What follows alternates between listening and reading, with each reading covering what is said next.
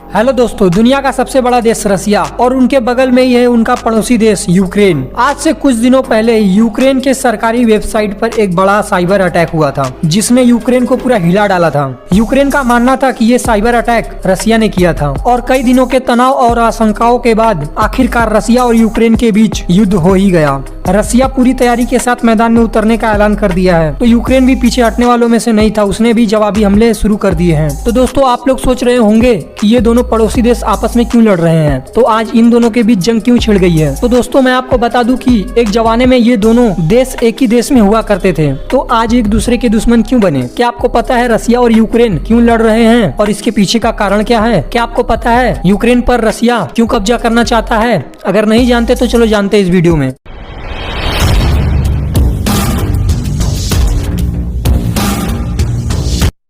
रसिया के लिए यूक्रेन इतना क्यों जरूरी है, इसके कुछ कारण हैं। तो दोस्तों, मैं आप लोगों को बता दूं कि रसिया और यूक्रेन एक जमाने में एक ही देश में हुआ करते थे। यूएसएसआर यानी सोवियत संघ को साल 1991 में 15 देशों में विभाजित होना पड़ा, क्योंकि यूएसएसआर के लोगों में कुछ आपसी मतभेद के कारण सोवियत संघ को 15 देशों में अलग होना पड़ा। इनमें से जो सबसे बड़ा देश था उसी को आज हम रसिया के नाम से जानते हैं। सोवियत संघ के आजाद होने के बाद 15 देशों में से एक था यूक्रेन। तो इस तरह साल 1991 में रसिया और यूक्रेन का जन्म हुआ, जिसके बाद रसिया और यूक्रेन में धीरे धीरे विवाद शुरू हो गए। साल 2014 की बात है जब रसिया ने यूक्रेन के एक छोटे से एरिया क्रीमिया पर जबरन कब्जा कर लिया। और दोस्तों, मैं आपको बता दूं कि ये तब हुआ था जब यूक्रेन ने यूरोप देशों के साथ अच्छे रिलेशन बनाने शुरू कर दिए थे। रसिया का क्रीमिया पर कब्जा करने का सबसे बड़ा कारण था वहाँ के प्राकृतिक संसाधन, और इस प्राकृतिक संसाधन का फायदा रसिया को न मिलकर यूरोप देशों को मिलने लगा था, और ये रसिया को कतई बर्दाश्त न हुआ। और यूरोप देश रसिया के दुश्मन भी हैं, इसलिए रसिया को ये बिल्कुल पसंद नहीं। इस वजह से क्रीमिया को रसिया ने अपने कब्जे में कर लिया और तब से यूक्रेन और रसिया के बीच कुछ ज्यादा ही मतभेद बढ़ गया। लेकिन दोस्तों, जब रसिया ने क्रीमिया को अपने कब्जे में लिया तब रसिया ने दुनिया को ये बताया कि क्रीमिया के जो मूल निवासी हैं वो रसिया के अपने ही लोग हैं और वो रसिया में ही रहना चाहते हैं। इस कारण हमें क्रीमिया को अपने कब्जे में लेना पड़ा। और हाल में ही यूक्रेन के ऊपर एक बड़ी समस्या आ गई, क्योंकि कुछ समय पहले ही रसिया ने यूक्रेन के डॉनबस एरिया पर अपना दावा करने लगा था।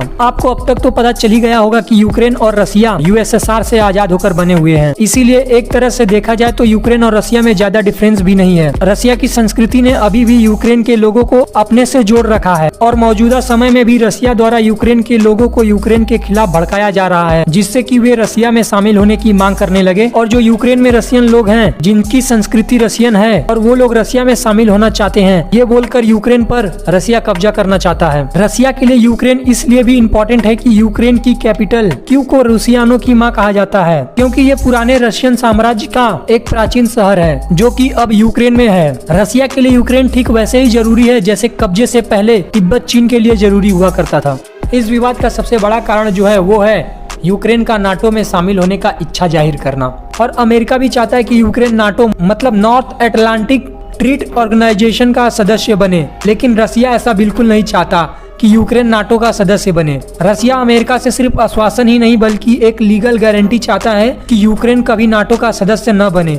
तो दोस्तों, आपके मन में एक ख्याल आ रहा होगा कि नाटो क्या है। अगर यूक्रेन इसमें शामिल होना चाहता है तो रसिया उसे शामिल क्यों नहीं होने देना चाहता। साल 1949 में अमेरिका, कनाडा, फ्रांस, ब्रिटेन और 8 अन्य यूरोपीय देशों ने मिलकर एक सैन्य गठबंधन किया था। इस सैन्य गठबंधन को ही नाटो कहा जाता है। इस गठबंधन में अब 30 देश शामिल हैं।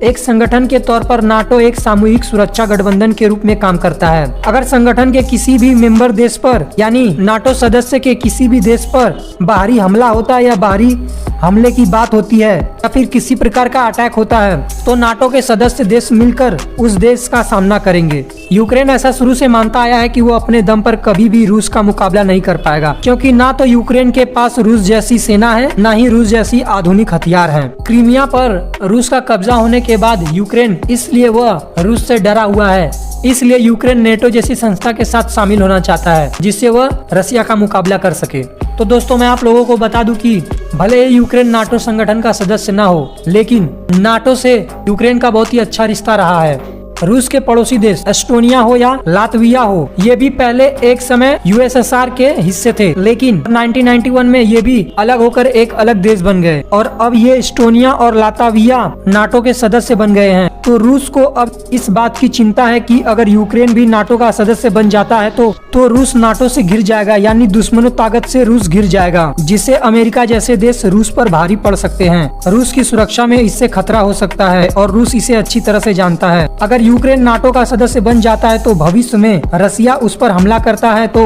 नाटो के समझौता के तहत बाकी 30 देश अपने ऊपर हमला मान लेंगे और 30 देश को रसिया को अपना दुश्मन बनाना पड़ेगा। इसलिए रसिया चाहता है कि यूक्रेन नाटो का सदस्य न बने और यही कुछ वजह थे जिसके कारण रसिया यूक्रेन को नाटो का सदस्य बनना नहीं देना चाहता और उनपे लगातार हमले किए जा रहा है। तो आपको क्या लगता है, कौन सही और कौन गलत है? कमेंट सेक्शन में जरूर बताएं। अगर वीडियो पसंद आई हो तो वीडियो को लाइक करें और ऐसे इन्फॉर्मेटिव वीडियो देखने के लिए चैनल को सब्सक्राइब कर ले। मिलते हैं नेक्स्ट वीडियो में।